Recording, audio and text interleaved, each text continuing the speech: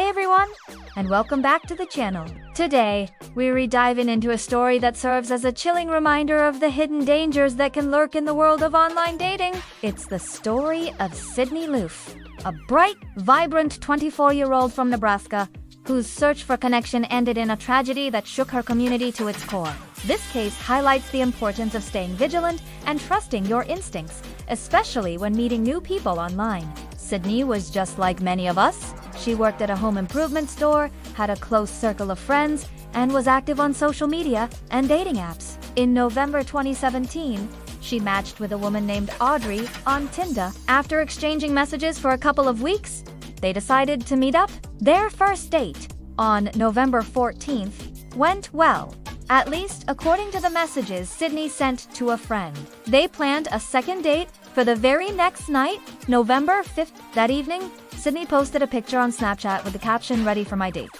It was a simple, happy moment, the kind of thing millions of people do every day. She was excited! Little did she, or anyone else, know that it would be the last time anyone heard from her. The next morning, on November 16th, Sydney was scheduled to work her shift, but she never showed up. She also wasn't answering calls or texts from her family and friends, which was completely out of character for her. Her mother, Susie Loof, tried calling her repeatedly. When she couldn't get through, a sense of dread began to creep in. Her friends also grew worried. They knew she had gone on a date, and her sudden silence was alarming. The alarm bells were ringing loud and clear.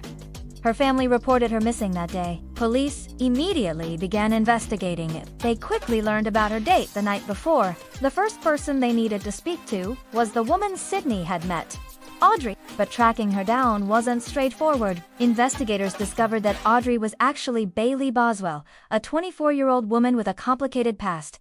And she wasn't alone. She lived with her 51-year-old boyfriend, Aubrey Trail. When police located Boswell and Trail, the couple claimed that they had dropped Sydney off at a friend's house after their date. They said she seemed fine and that they had no idea where she could be.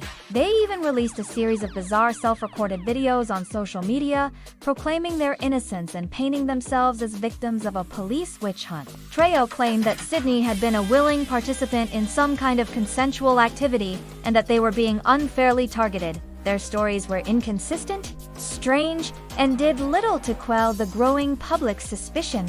Meanwhile, the search for Sydney intense. Friends, family, and volunteers scoured the area, holding on to a sliver of hope. But as days turned into weeks, that hope began to fade. The community rallied, sharing Sydney's picture and story far and wide, desperate for any lead that could bring her home. The digital trail Sydney left behind became crucial for investigators. They were able to trace her phone's last known location.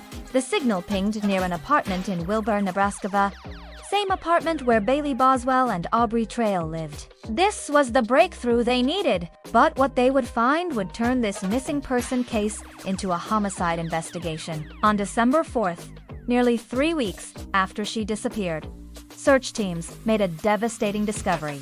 Sydney's dismembered remains were found scattered in plastic bags along rural roads in Clay County, about 90 miles away from her home.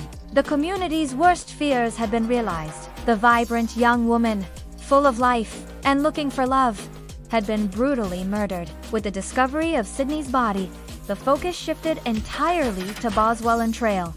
The evidence against them was mounting. Investigators found forensic evidence in their apartment, linking them directly to the crime. It turned out the couple had purchased tools like a saw and bleach just before Sydney's second date. The pieces of a horrifying puzzle were coming together.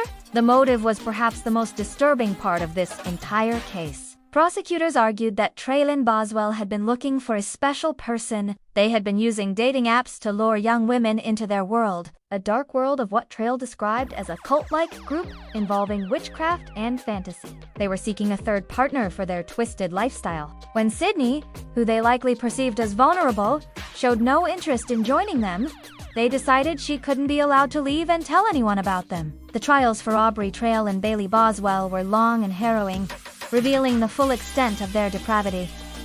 Aubrey Trail was tried first. In a shocking courtroom outburst, he confessed to killing Sydney, but claimed it was an accident during a consensual encounter that went wrong. He tried to absolve Bailey Boswell of any blame, but the jury didn't buy it. They saw through the lies and manipulation. He was found guilty of first-degree murder and sentenced to death.